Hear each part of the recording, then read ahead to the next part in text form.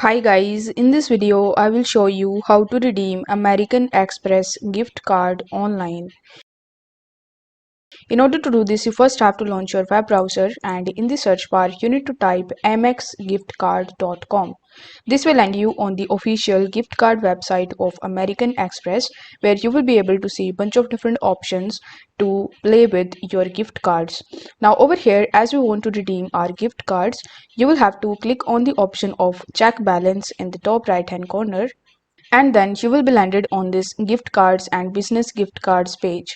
Now over here you need to provide the gift card number that you have in this section, then its expiration month, year, and after that you need to enter the 4-digit code that you have.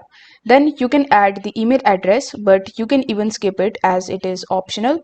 Afterwards, you need to press the continue button, and on the next page, you just have to follow further on-screen instructions in order to redeem or activate your gift card.